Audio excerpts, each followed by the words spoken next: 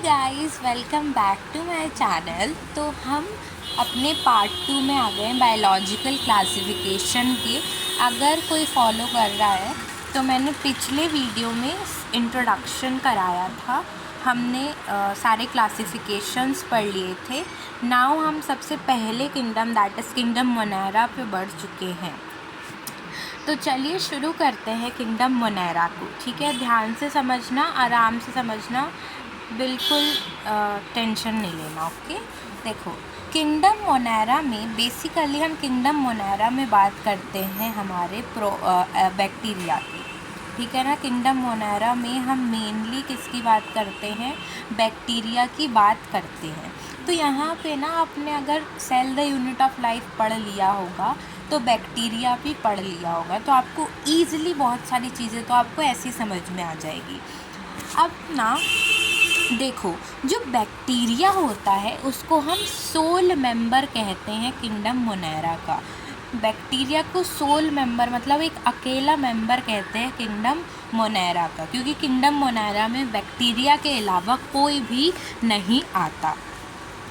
ये हमको पता है, they are the most abundant micro organisms. आपको पता है, जैसे आप जब आप खाना खाते हो तो मम्मी आपसे बोलती है ना कि हाथ धो लो। क्यों बोलती है? क्योंकि आपके हाथ में गंदगी होती है, बैक्टीरिया होता है, तो वो बोलती है कि हाथ धो के खाना खाओ, wash your hands and then you just eat it. तो हमारे जो बैक्टीरिया होते हैं ना, वो हमारे आसपास होते हैं। हम अगर एक सॉइल को भी उठा के देख लें, या फिर आप अभी जिस किताब से पढ़ रहे हो उसमें भी बहुत सारे बैक्टीरिया होंगे, हालांकि हम उन्हें देख नहीं पाते। तो जो बैक्टीरिया होते हैं, इससे हमें ये समझ में आता है they are the most abundant micro organism. बहुत छोटे हैं, हमको दिखाई भी नहीं देते। अब ये ना हमको एक्सट्रीम हैबिटेट्स में भी देखने को मिलते हैं, जैसे कि hot spring, deserts, snow, deep oceans वगैरह में। ठीक है, कुछ जो होते हैं वो हमारे कहाँ पर रहते हैं? दूसरे ऑर्गेनिजम्स के ऊपर भी रहते हैं, पैरासिटिक भी होते हैं कुछ तो हमारे बैक्टीरिया, जैसे कि हमारे हाथों में भी बैक्टीरिया पाए जाते हैं बहुत सारे।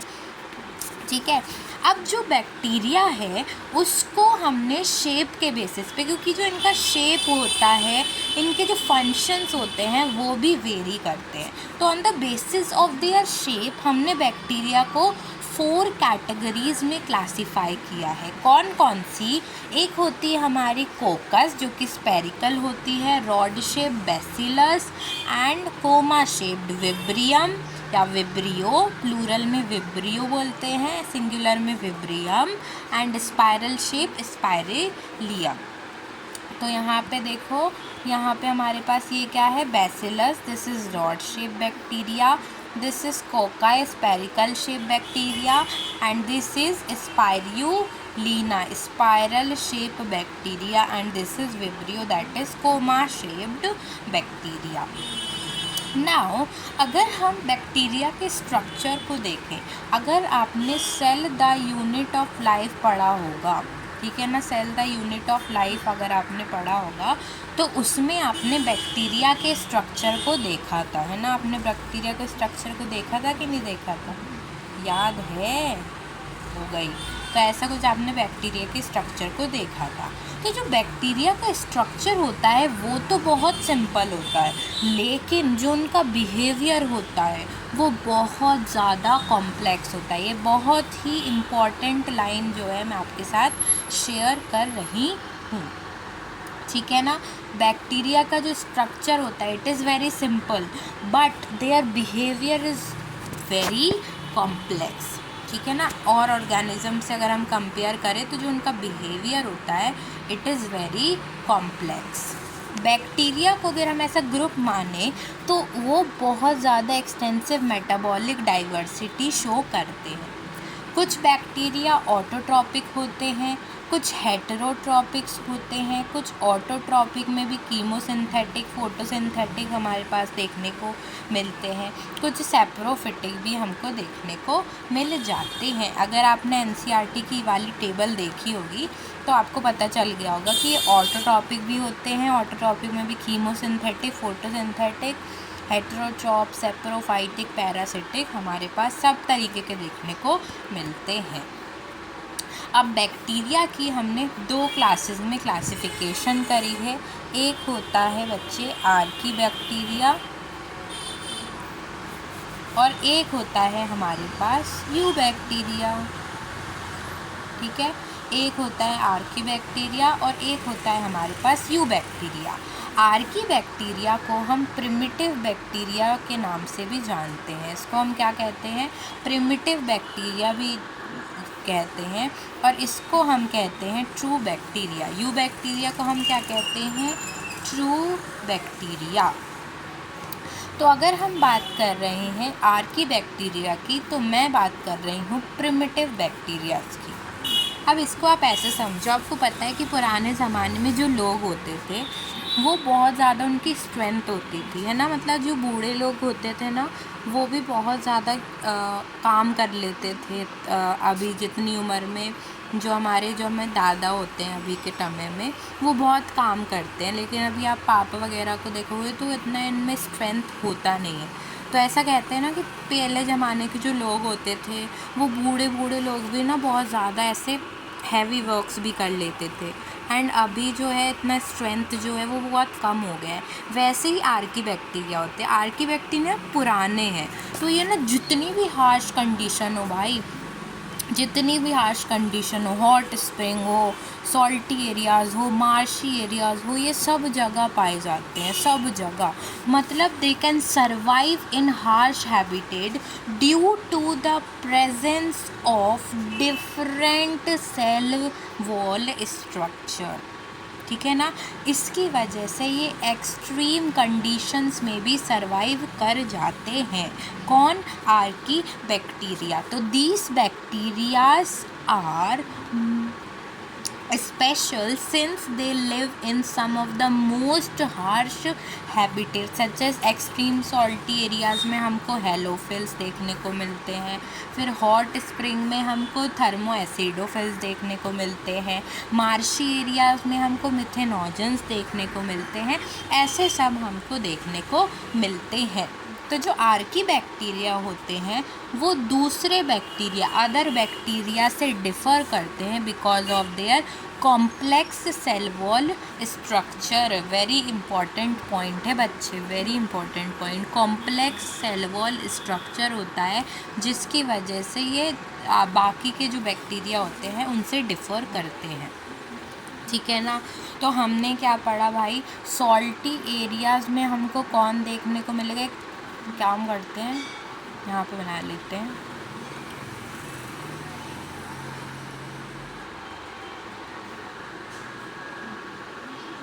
ठीक है, यहाँ पे हमको सॉल्टी एरियाज़ में कौन देखने को मिलेगा? सॉल्टी एरियाज़ में हमको देखने को मिलेगा कौन बच्चे? सॉल्टी एरियाज़ में, मेरे साथ बोलो तभी आपको याद होगा, हेलोफिल्स। Very good. और हमारे उसमें कौन मिलते हैं बच्चे हमको? सॉल्टी एरियाज़ के बाद हमारे पास आ जाते हैं किसमें? देखो यहाँ पे देखो, हॉट स्प्रिंग में। हॉट स्प्रिंग में कौन मिलता है? जल्दी बताओ।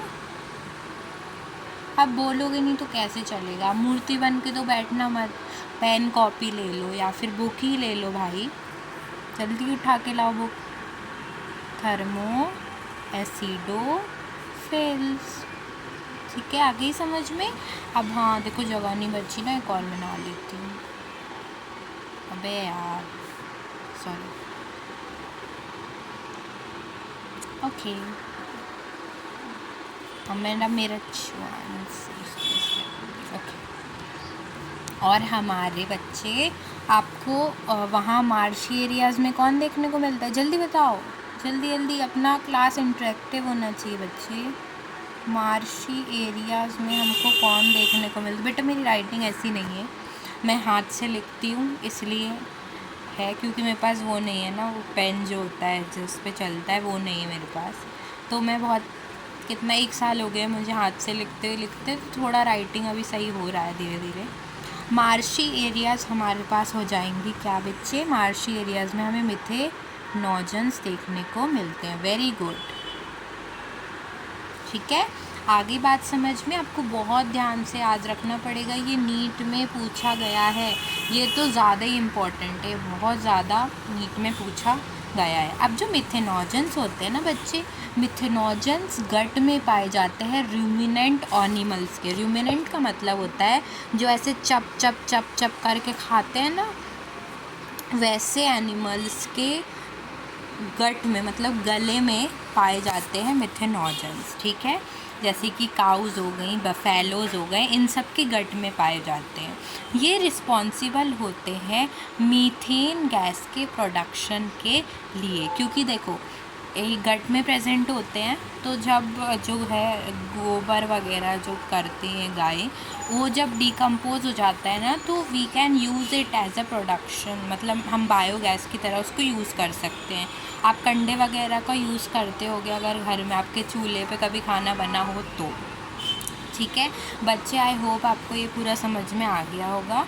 Late us move to our next category, that is you bacteria.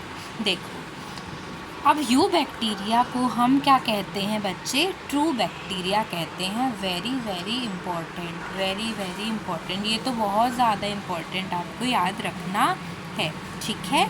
समझ में आ गया? ये रिजिड सेल वॉल होता है इनके पास। अगर ये मोटाइल होते हैं मतलब उनके पास फ्लैजिला हो गया, ठीक है। ये मतलब कि जो ये होते हैं ना हमारे यू बैक्टीरिया, वो मेनली मोटाइल होते हैं बिकॉज दे हैव फ्लैजिला। जैसे कि हमारा जो साइनो बैक्टीरिया होता है, इसको हम ब्लू ग्रीन एल्गी भी कहते हैं। इनके पास हाँ हाँ 0 हाँ हैव क्लोरोफिल ए। इनके पास क्या होता है बच्चे? क्लोरोफिल ए होता है, जो कि ग्रीन प्लांट्स से क्या होता है? सिमिलर होता है। इनको हम फोटोसिंथेटिक ऑटोट्रॉप्स भी कहते हैं। किनको कहते हैं बच्चे? जल्दी बोलो। हाँ गुड, वेरी गुड। साइनोबैक्टीरिया को देखो, फिर से आराम से सांस लो, ले ली, अब छोड़ दो। अब देखो ध्यान से पढ़ो। जो साइनोबैक्टीरिया होता है हम उसको ब्लू ग्रीन एल्गी भी कहते हैं। इनके पास क्लोरोफिल ए प्रेजेंट होता है, जो कि ग्रीन प्लांट्स के जैसा ही एक फीचर हमें देखने को मिलता है, इसीलिए हम इनको फोटोसिंथेटिक ऑटोट्रॉप्स भी कह देते हैं। अब जो साइनोबैक्टीरिया होता है वो हमारे पास यूनिसेलुलर भी हो सकता है बच्चे, कॉलोनियल भी हो सकता है, फिलामेंटस भी हो सकता है, और फ्रेश वाटर भी हो सकता है, मराइन वाटर भी हो सकता है, एंड टेरेस्ट्रियल भी हो सकता है। अब आपको मैं बता रही हूँ ना, मैंने पूरे इसका सब कुछ सॉल्व किया है, तो ये वाली जो लाइन है बहुत कंफ्यूजिंग है, मतलब आप याद नहीं करते हो इसको। बहुत बच्चे जो हैं वो इसको ऐसे ही मतलब जाने देते हैं, but this is very very important. इसमें PYQ भी है नीट का, एंड मतलब ये अगर आपको एक एक लाइन इसकी एक एक वर्ड याद नहीं हुआ ना तो आप गलत कर दोगे, ठीक है ना, क्योंकि 4 वर्ड सेम कर देगा तो एक डिफरेंट करके आपको दे देगा। तो इस लाइन को तो बहुत मतलब ऐसे करना जैसे ये तुम्हारी जान है, ठीक है बेटा, वाली जान नहीं, पढ़ाई में ध्यान दो थोड़ा, भटको नहीं प्लीज़। साइनोबैक्टीरिया जो होते हैं दे आर यूनिसेलुलर।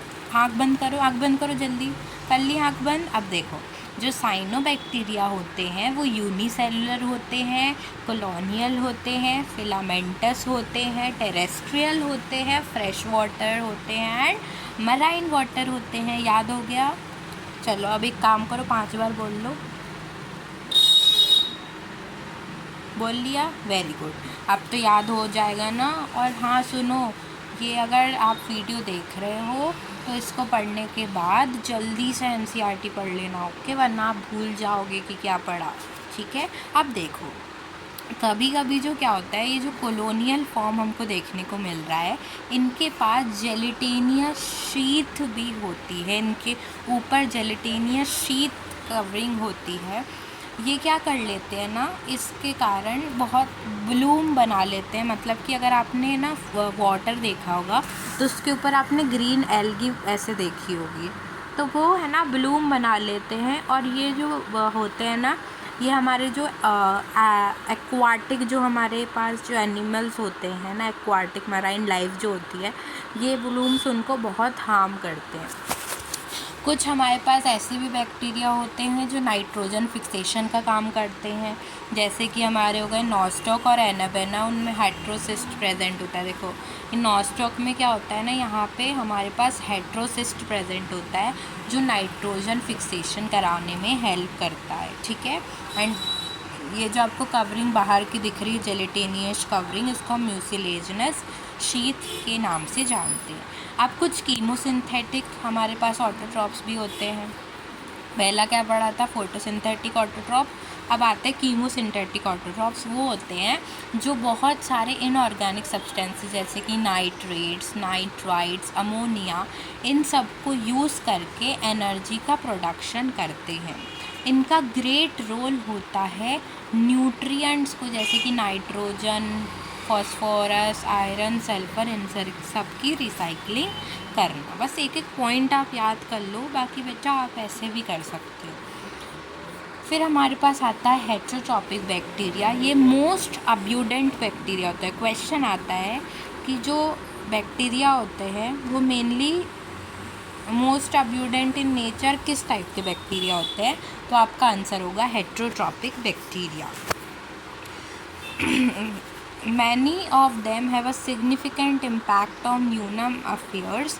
मतलब कि जो बैक्टीरिया होते हैं वो ह्यूमंस के लिए भी हमारे पास काम में आते हैं। उनका अब सिग्निफिकेंट रोल दिया है बैक्टीरिया का, जैसे कि कर्ड से मिल्क बनाने में लैक्टोबैसिलस बैक्टीरिया का यूज़ किया जाता है, एंटीबायोटिक्स में, फिर नाइट्रोजन का फिक्सेशन करना लेग्यूम रूट्स में। फिर कुछ तो ऐसे भी होते हैं जो पैथोजेंस, कुछ ऐसे भी होते हैं जो हमारे पास ह्यूमन बींग्स को हार्म भी कर देते हैं, उनके क्रॉप्स को हार्म कर देते हैं, एनिमल्स को, पेट्स को, ये सारी चीज़ें कर देते हैं। कुछ डिसीज़ेस भी कॉज करते हैं जैसे कि क्लोरेला, टाइफॉइड, टिटनस, सिट्रस कैंकर्स, ये भी डिसीज़ेस हमारे डिफरेंट बैक्टीरिया कॉज करते हैं। तो आप ये वाला जो पैराग्राफ और ये वाला जो पैराग्राफ देख रहे हो बच्चे, ये है कि बैक्टीरिया का गुड इफ़ेक्ट क्या है एंड बैड इफ़ेक्ट क्या है ह्यूमन लाइफ पे, ठीक है। जो बैक्टीरिया होते हैं ये रिप्रोड्यूस करते हैं mainly by fission. It is very important point बच्चे, 4 मार्क्स का क्वेश्चन आता है नीट में। समटाइम्स अंडर अनफेवरेबल कंडीशंस ये स्पोर्ट्स भी बना लेते हैं, ठीक है। ये सेक्सुअल मेथड से रिप्रोडक्शन इनका होता नहीं है, लेकिन कराना चाहें तो वो हम करा सकते हैं डीएनए ट्रांसफ़र से। आप डिटेल में 12th में पढ़ोगे तो इसका भी हम इतना ध्यान नहीं दे रहे, बस याद रखना। अब माइकोप्लाज्मा, आपने एक बहुत ही प्यारा एक बैक्टीरिया पढ़ा होगा आपने, अगर cell the unit of life पढ़ा होगा, जिसके पास सेल वॉल नहीं होती। स्मॉलेस्ट बैक्टीरिया 0.3 to 0.5 माइक्रोमीटर इसका साइज़ होता है। स्मॉलेस्ट लिविंग सेल, या फिर अगर कहें तो विदाउट ऑक्सीजन के भी सर्वाइव कर लेते हैं, बिकॉज इनको हम एनएरोब क्या कहते हैं हम, अरे यार 2 मिनट, हाँ फैकल्टेटिव एनारोब कहते हैं इनको। देखो फैकल्टेटिव एनारोब्स का मतलब होता है कि ये जो होते हैं ना, अगर इनको ऑक्सीजन मिल गया तो भी ये वर्क कर लेंगे, मतलब तो भी ये ज़िंदा रह जाएंगे, एंड ऑक्सीजन नहीं मिला तो भी ये ज़िंदा रह जाएंगे। ऐसे ऑर्गेनिजम्स को हम फैकल्टेटिव एनारोब्स भी कह सकते हैं, एरोबिक भी कह सकते हैं। नाउ बच्चे, अगर आपको ये वाला पूरा कंसेप्ट क्लियर हो गया होगा तो हम बढ़ते हैं हमारे किंगडम प्रोटिस्टा पे। बढ़ें क्या? चलो अब मुझे यस सुनाई दे गया, तो किंगडम प्रोटिस्टा पे बढ़ते हैं। किंगडम प्रोटिस्टा में हम यूनिसेलुलर यूकैरियोट्स को इंक्लूड करते हैं अंडर किंगडम प्रोटिस्टा।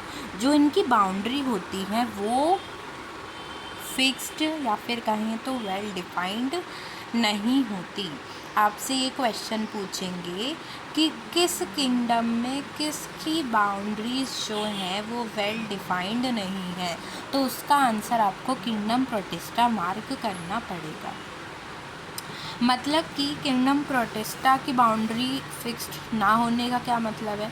मतलब कि कुछ ऐसे भी मेंबर्स हमें इस किंगडम में देखने को मिलते हैं जिनका कैरेक्टर प्लांट्स की तरह होता है, तो किसी का एनिमल्स की तरह होता है, तो किसी का किसी और की तरह होता है। मतलब कि ना इनका ना ये प्लांट्स की तरह कैरेक्टर भी दिखाते हैं एंड एनिमल्स की तरह कैरेक्टर्स भी दिखाते हैं। तो उसकी वजह से हम इन्हें ना एग्जैक्टली ये नहीं बोल सकते कि भाई यही है ये मतलब ये कुछ भी हो सकते हैं, ऐसा आपको हम कह देते हैं। आपको बस 3 हमारे पास कहें अगर तो 5 आपको वो पढ़नी है, क्या बोलते हैं हमारे पास, आपको इसकी हमारे 5 वो पढ़ने हैं चीज़ें, क्लासेस बोल लो। Chrysophytes, dinoflagellates, euglenoids, slime moulds and protozoans आपको पढ़ने हैं प्रोटिस्टा के अंदर। देखो जो मेंबर्स होते हैं प्रोटिस्टा के, अब वो कैसे होते हैं, प्राइमरली एक्वाटिक होते हैं, फोटोसिंथेटिक होते हैं। अब क्योंकि ये यूकैरियोट्स हैं तो इनके पास जो है न्यूक्लियस होगा, मेम्ब्रेन बाउंड ऑर्गेनेल होगा, कुछ के पास फ्लैजिला भी हो सकता है, कुछ के पास सीलिया भी हो सकता है। एसेक्सुअली सेक्सुअली ये रिप्रोड्यूस करते हैं। हमारी सबसे पहली क्लास विच इज़ क्राइजोफाइट्स आपसे मूव कर। देखो क्राइजोफाइट्स को हम मेनली डाई एटम्स या फिर डेस्मिट्स भी कहते हैं। डेस्मिट्स का मतलब होता है गोल्डन एल्गी। इनका जो कलर होता है ना वो गोल्डन होता है, दैट्स वाई वी से देम डेस्मिट्स। तो अगर क्राइजोफाइट्स आए तो आप कॉमनली क्राइजोफाइट्स को क्या बोलते हो, कॉमनली कॉल्ड, अच्छा नहीं लग रहा ना, देखो मैं लिखती हूँ अच्छे से, कोशिश करती हूँ, हाथ दिख रहा है, कॉमनली कॉल्ड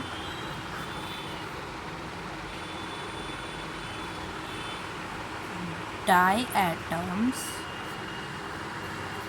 एंड डेस्मिट्स। अभी भी अच्छा नहीं लिखा, खैर हम टाइम वेस्ट नहीं करेंगे। डाई एटम्स और डेस्मिट्स हम इनको कहते हैं। ये हमको fresh water and marine water दोनों में देखने को मिलते हैं। देखो बेटा ये माइक्रोस्कोपिक होते हैं एंड ये पैसिवली फ्लोट करते हैं वाटर करंट में। मतलब दिस इज़ अवर वाटर, तो इसके ऊपर है ना ऐसे ऐसे फ्लोट करते हैं। जैसे कि आपने पानी की बाल्टी में अगर आप क्या करते हो, एक चम्मच डाल देते हो तो फ्लोट करती रहती है, वैसे ही ये भी करते हैं। तो उसको हम कहते हैं प्लैंकटॉन्स, ठीक है।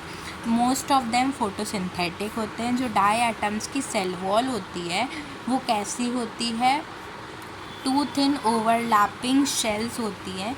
एक ये सोप बॉक्स लाइक स्ट्रक्चर बना लेते हैं। अगर आपके घर में सोप होगा तो उसको आप इस टाइप के बॉक्स में आप ऐसे रखते हो, है ना, अगर है, मतलब अगर आप रखते हो ऐसे, तो इस टाइप का कुछ स्ट्रक्चर होता है। तो उनकी सेल वॉल भी ऐसी होती है जिसके अंदर सिलिका प्रेजेंट होता है, सिलिका, इसलिए जो उनकी सेल वॉल होती है ना वो इंडिस्ट्रक्टिबल होती है, ठीक है ना। तो जैसे डायटम्स जो हैं अगर वो डेड हो जाते हैं तो जो उनका जो डिपोजिशन होता है वो सी के नीचे अक्यूमुलेट होता रहता है ईयर्स तक एंड वो डायएटमेशियस अर्थ बन जाता है। अब क्योंकि ये ग्रीटी होता है थोड़ा थोड़ा, तो क्या करते हैं हम इस सॉइल को पॉलिशिंग, ऑयल फिल्ट्रेशन या फिर सिरप्स वगैरह का फिल्ट्रेशन करने के लिए हेल्प में या फिर यूज़ में ले लेते हैं। डाई एटम्स को चीफ प्रोड्यूसर्स कहा जाता है इन द ओशियन, क्योंकि ये क्या कर रहे हैं, ये डायटमेशियस अर्थ बना रहे हैं, है ना। क्योंकि इनकी जो सेल वॉल होती है it is made up of silica and silica आपको पता है कि वो डिकम्पोज नहीं होता। तो अगर ये वाले जो ऑर्गेनिज़म्स हैं ये मर भी जाते हैं तो इनका जो डेथ जो होती है ना, बॉडी जो इनकी होती है वो डिकम्पोज होती जाती है एंड इट फॉर्म डायटमेशियस अर्थ। तो अब ओशियन में हो रहा है, प्रोड्यूसर्स हैं तो चीफ प्रोड्यूसर्स कह दिया, सिंपल। देखो मैं आपको दिखाऊं, डायटमेशियस अर्थ अगर आएगा तो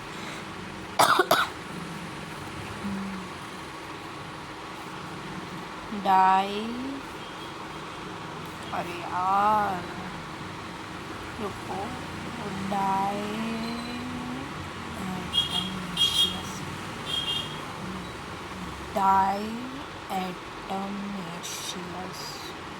स्पेलिंग समझ जाना गाइस प्लीज। क्राइजोफाइट्स लिख देती है। एक तो पता है मेरे को दिखना बंद हो गया है यहाँ पर। सी लाइक दिस,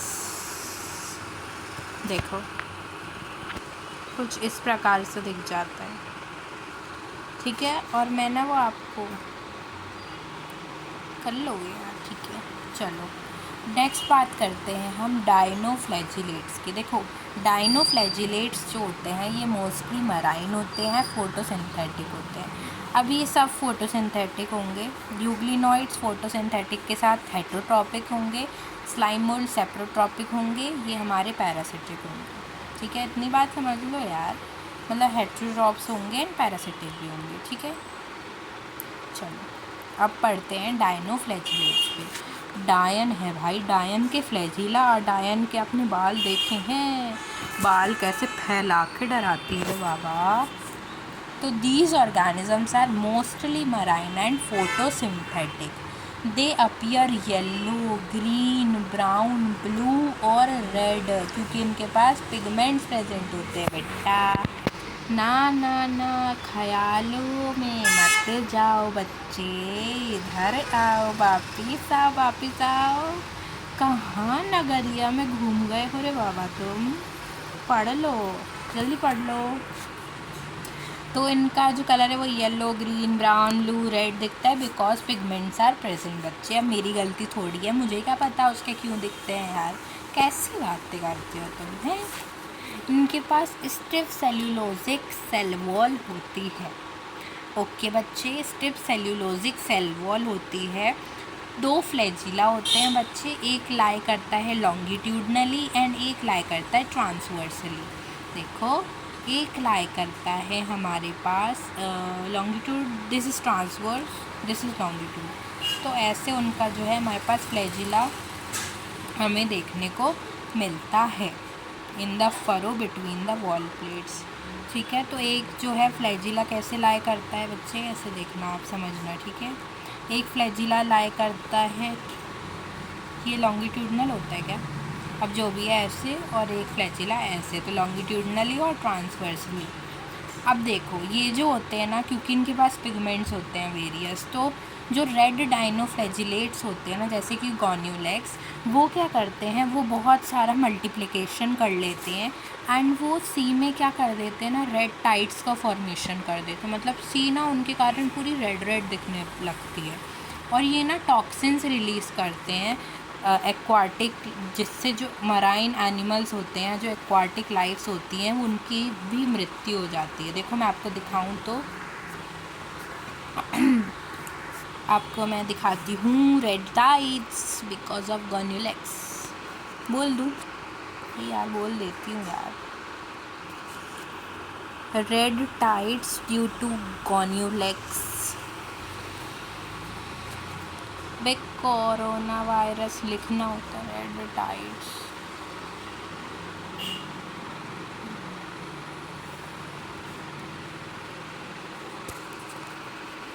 देखो बेटा, देख लो कुछ इस प्रकार से अपन को दिख रहा है तुम्हें, दिख रहा होगा यार, इतना तो कर लो, थोड़ा सा कष्ट करो सर्च करने का, ठीक है। तो दिस इज़ बच्चे गॉन्यूलेक्स, समझ गए, थोड़ा इमेजिन करवाओ यार, चलो समझ गए। यूग्लिनॉइड्स, चप्पल बच्चे, चप्पल खींच के मारना है मैंने तुम्हारे, अगर तुमने नहीं समझा तो। यूग्लिनॉइड्स फ्रेश वाटर होते हैं, स्टैगनेंट वाटर में पाए जाते हैं। स्टैगनेंट वाटर मतलब ख़राब वाटर, ठीक है। स्टैगनेंट वाटर हम ख़राब वाटर समझ लेते हैं, कोई इसका मीनिंग नहीं पूछता आपको, ठीक है। इंस्टेड ऑफ सेल वॉल, मतलब इनके पास सेल वॉल एब्सेंट होती है बच्चे, इनके पास सेल वॉल एब्सेंट होती है। इनके पास फिर क्या प्रेजेंट होता है मैम, तो इनके पास प्रोटीन रिच लेयर प्रेजेंट होती है, जिसको हम पेलिकल कहते हैं। मतलब यहाँ पर आसपास उनके क्या होगी, पेलिकल प्रेजेंट होगी, which is protein rich layer pellicle.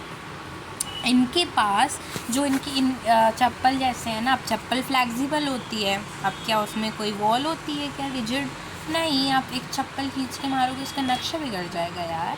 Chappal is flexible guys, वैसे इसका चप्पल शेप्ड है तो ये भी फ्लेक्सिबल ही होगी, not due to the presence of pellicle. 2 flagella होते हैं, एक शॉर्ट एंड एक लॉन्ग, ठीक है। देखो बच्चे, अब लॉन्ग वाले का फंक्शन तो पता चल गया है कि मूवमेंट कराना है, बट शॉर्ट वाले का अभी तक पता नहीं चल रहा है, साइंटिफिक स्टडीज़ अभी चल रही हैं उस पर। मुझे ये समझ में नहीं आता कि चल कहाँ रही हैं, आज तक तो पता नहीं चला। चलो कोई बात नहीं। दो दे आर फोटोसिंथेटिक, अगर प्रेजेंस ऑफ सनलाइट में तो फोटोसिंथेटिक है, लेकिन अगर सनलाइट नहीं मिली तो भाई हेटेरोट्रॉप्स भी बन जाती हैं। कुछ तो करना ही है यार, छोटे ऑर्गेनिजम्स के ऊपर मतलब बोलती है बेटा मैं बड़ी हूँ तुमसे, एक चप्पल दूंगी ना तुम सही हो जाओगे, इससे अच्छा है तुम मुझे खाना दे दो। तो ये हेटेरोट्रॉपिक भी बन जाती है, समझ गए? ओके, अब देखो, interestingly the pigments of euglenoids are identical to those present in higher plants. Higher plants में जो पिगमेंट्स प्रेजेंट होते हैं वही हमारे झिंगू यूग्लिनोइड्स में प्रेजेंट होते हैं। समझ गए? ये ओ ओके, दिस इज़ बच्चे डाइनोफ्लैजिलेट। देखो भाई कैसी दिखती है यार ये, डायन जैसी। अभी यार मुझे बात समझ नहीं आ रही, ये चप्पल शेप कहाँ से है? अबे चप्पल शेप तो पैरामीशियम होती है। क्या कर रहे हो भाई? अभी देखा मैंने। अरे यार तुमने क्या कर दिया यार, हैं? चप्पल शेप नहीं है बाबू भैया, इट्स नॉट चप्पल शेप यार। बट इसको कुछ नाम दे देते हैं यार, क्या नाम दें? तुम लोग बताना कमेंट सेक्शन में इसका क्या नाम दें। बिट्टू ये बताओ, ये क्या है? स्लाइम मोल्ड, ये क्या है? पैरामीशियम चप्पल? पे चप्पल नहीं पहनी क्या कभी? ऐसे देख रहे हो। स्लाइम मोल्ड, स्लाइम मोल्ड्स क्या होते हैं? सैप्रोफाइटिक प्रोटिस्ट होते हैं। ये डिकेइंग ट्विग्स और लीव्स पर क्या करते हैं बच्चे? डिकेइंग ट्विग्स और लीव्स पर अपने खाने के लिए डिपेंडेंट होते हैं बच्चे, ठीक है।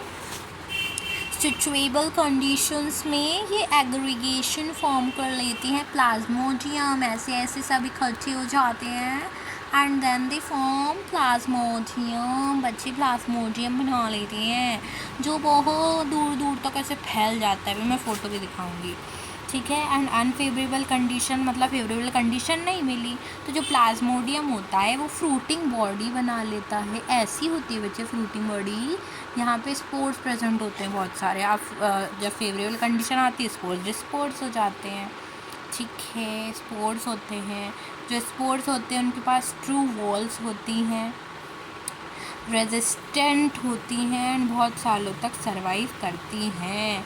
एडवर्स से एडवर्स कंडीशन में भी द स्पोर डिस्पर्स हो जाता है एयर करेंट्स के थ्रू। यार सिंपल है यार, इसमें मैं क्या समझाऊँ, आप खुद ही समझो। आप ये खुद भी रीड करके समझ सकते हो, नहीं समझ सकते क्या? मत बोलना कि नहीं समझ सकते प्लीज़ यार, नहीं यार, नहीं मेरे को नहीं सुनना है कि तुम नहीं समझ सकते, तुम मेरे बच्चे हो यार, समझ सकते हो भाई। चलो प्रोटोजोअन्स की बात करें तो प्रोटोजोअन्स जो होते हैं हमारे हेटेरोट्रॉप्स भी होते हैं एंड प्रेडेटर्स या फिर पैरासाइट्स की तरह भी रहते हैं, मतलब किसी और बॉडी पर डिपेंडेंट भी रहते हैं। इनको प्रिमिटिव रिलेटिव कहा जाता है एनिमल्स का। 4 मेजर ग्रुप्स होते हैं प्रोटोजोअन के। पहला होता है amoeboid protozoans. Amoeboid protozoans amoeba में नाम से समझ में आ रहा है, ऐसे ऑर्गेनिज्म जो फ्रेश वाटर में रहते हैं, सी वाटर में रहते हैं एंड मॉइस्ट सॉइल में रहते हैं। कहाँ रहते हैं? फ्रेश वाटर, सी वाटर, मॉइस्ट सॉइल। ये मूव या फिर कैप्चर करते हैं अपने प्रे को स्यूडोपोडिया फॉल्स फीट के हेल्प से, लाइक अमीबा। अब जो मराइन फॉर्म्स होती हैं कुछ, उनके पास सिलिका भी प्रेजेंट रहता है, जैसे कि हमारे एंटमोइबा विच आर पैरासिटिक, ठीक है। पैरासिटिक हमारे पास फ्लैजिलेटेड प्रोटोजोन्स की बात कर देते हैं। फ्लैजिलेटेड प्रोटोजोन्स द मेंबर जो होते हैं इन ग्रुप्स के मेनली पैरासिटिक होते हैं, फ्री लिविंग पैरासिटिक होते हैं। इनके पास फ्लैजिला प्रेजेंट होता है, फ्लैजिला प्रेजेंट होता है बच्चे। फ्लैजिलेटेड यार नाम से पता चल रहा है। ये क्या करते हैं, डिसीज़ कॉज करते हैं, स्लीपिंग सिकनेस जैसे कि ट्रिपैनोसोमा। ठीक है, हाँ मैं आपको प्लाज्मोडियम दिखा रही थी मेरे बच्चे, plasmodium. Shit shit shit shit, plasmodium, plasmodium, सुन ले भाई सुन ले। प्लाज्मोडियम ये सुनता है, वो क्यों नहीं सुनता फिर? घिन ना हो जाए मुझे, चल नहीं हो रही ही। ठीक है, दीज ये आपको जो एग्रीकल्चर दिख रहा है ना यहाँ पे, ये है अपने पास। ठीक है, सीलिएटेड, भाई मेरी हिम्मत नहीं हो रही पढ़ाने की। Ciliated protozoans these are aquatic and actively moving. भाई सीलिया से क्या करते हैं, मूवमेंट ही करते हैं ना सीलिया से यार। एक दूंगी लगा के अगर किसी ने बोला नहीं, समझ में आ गई। बहुत सारी फ्लैजिला होती है आपके पास, जैसे कि हमारे भैया पैरामीशियम भैया के पास सीलिया ही सीलिया, बस साला बाल ही बाल है रे पूरी बॉडी में। गुलेट इनकी ओपनिंग होती है जिसके थ्रू दे जो फूड है उनको अंदर बाहर कर लेते हैं। सीलिया होता है, वाटर लेडन होती है, गलट होती है। अरे यार ये कौन समझता है यार, तुम तो गलट याद रखना भाई। स्पोरो गलट बताऊँ कहाँ है, बता देती हूँ चलो यार। ये this is gullet, this opening is called as gullet, जिसके थ्रू जो है वाटर जो है अपने अंदर जाता है। ठीक है, अगर कोई मिस्टेक हो जाए ना भैया मुझे माफ़ कर देना प्लीज़, मैं बहुत गरीब हूँ। दिस इंक्लूड्स स्पोरोजोन्स, यार स्पोर से पता चल रहा है, ये इंक्लूड करते हैं इन्फेक्शियस स्पोर स्टेज, मतलब उनके जो स्पोर्स होते हैं ना दे आर इन्फेक्शियस। ठीक है, the most notorious is plasmodium, malarial parasite है बच्चे। प्लाज्मोडियम मलेरिया कॉज कर देता है, इसलिए तो हम इसको नोटोरियस कहते हैं। ठीक है, जो भाई ह्यूमन पॉपुलेशन में बहुत सारी डिसीज़ेस कॉज कर रहा है। अपन ने इतना कंप्लीट कर लिया, मेरा मन नहीं हो रहा बिल्कुल, लॉस्ट हमारी बच्ची है। चैप्टर भी हमारा ख़त्म होने वाला है। हमारा सिर्फ और सिर्फ मेरे बच्चे किंगडम फंजाई बचा है। एंड हमारे पास देखो किंगडम फंजाई बता है, वायरस वायरॉइड एंड लाइकेंस हमारे पास बचा है, तो वो मैं आपको करा दूँगी। बट अभी के लिए bye bye, thank you so much. अगर आप फॉलो कर रहे हो मुझे, नहीं भी कर रहे हो तो भी थैंक यू सो मच। मिलते हैं हम अगली क्लास में विथ किंगडम फंजाई। एंड उसका ना मैं ट्राई कर रही हूँ कि मैं ना नोट्स बना दूँ, ठीक है ना। सिंपल नोट्स बनाऊँगी, पूरा NCERT बेस्ड ही बनाऊँगी, चिंता मत करना। एक एक लाइन कवर होगी NCERT की, प्लीज़ टेंशन मत लेना, अच्छे से करा दूँगी। लेकिन अगले टाइम जब आऊँगी नेक्स्ट वीडियो को लेके, so we will discuss kingdom fungi in detail, क्योंकि इस किंगडम में बहुत ज़्यादा लोगों को डाउट होता है। एंड हाँ, जब तक के लिए तुम्हारा होमवर्क तो सुन लो यार, तुम भागने की कितनी जल्दी होती है यार, भागो तो मत प्लीज़, ये टेबल लर्न कर लेना प्लीज़। मैं नेक्स्ट क्लास में क्वेश्चंस पूछूंगी, मुझे मत थकाओ बेटा प्लीज़। हमने ने ये कर लिया, ये कर लिया, ये अपन को नहीं करना, बिकॉज किंगडम प्लांटी मैंने आपको प्लांट किंगडम पढ़ा दिया है बच्चे, देख लेना। ये मैं आपको पढ़ाई दूँगी, ये बच्चा है अपने पास और ये बच्चा है अपने पास, भैया पूरा कंप्लीट करा दिया। चलो bye bye, thank you so much. My name is Shweta Sharma, bye.